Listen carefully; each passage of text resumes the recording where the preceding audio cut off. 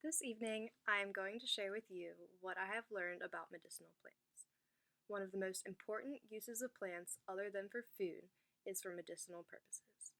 Medicinal plants have been used for healing since the beginning of mankind. Archaeological evidence shows that medicinal plants existed 60,000 years ago. Humans began learning how to use plants to heal by observing and experimenting. As humans observed how animals used plants, they began to try using plants themselves. Through trial and error, humans began discovering which plants possessed healing properties. Many modern medicines consist of plants and are used by people in everyday life. There are, in fact, more than 70,000 different plant species that are used in traditional and modern medicine. This might come as surprising to some of you. In the United States, 25% to 50% of prescriptions are derived from plants. One common medicine derived from plants is aspirin. Aspirin is derived from willow bark. Willow bark was used to treat pain before medicines like aspirin were created. People would chew on the bark to release its pain-relieving ingredient. Another common medicine derived from plants is morphine. Morphine is a drug commonly used to treat short-term, long-term, and cancer-related pain symptoms. Morphine is derived from the opium poppy plant. Now, I'm going to talk about how a majority of cultures around the world directly use plants to heal. In fact, 75 to 85% of the world's population outside of the United States still rely on medicinal plants for primary health care. India is one prime example. With India being the largest producer of medicinal plants, it has developed the nickname the Botanical Garden of the World. Use of plants for medicinal purposes in India is an important part of their healthcare system. India has the potential to provide a range of useful medicinal plants for the whole world to use. Other cultures have also used and still use plants for medicine as well. Some of these include Chinese, European, and Native American cultures. Okay, so there are a lot of plants that are considered medicinal. I'm going to touch on just a few of these medicinal plants. The first medicinal plant I would like to talk about is aloe vera. The aloe vera plant is native to the Mediterranean but also grows in Latin America and the Caribbean. The gel inside of the leaves of the aloe plant can be used externally to treat minor burns, sunburn of course, scrapes, and even poison ivy.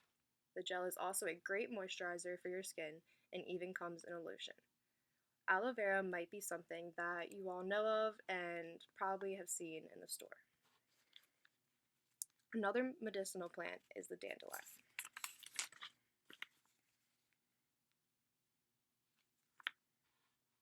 The dandelion is native to Europe and Asia, but as you know already, it grows all over the world. Dandelion is known to be used as a detoxifier and as a treatment for digestive problems. The dandelion is actually registered as a natural health product in Canada, where it's sold on the market. The dandelion plant can be used for medicinal purposes in the form of tea, capsules, powders, tablets, chewables, or extracts. The last medicinal plant I would like to inform you about is the cannabis plant.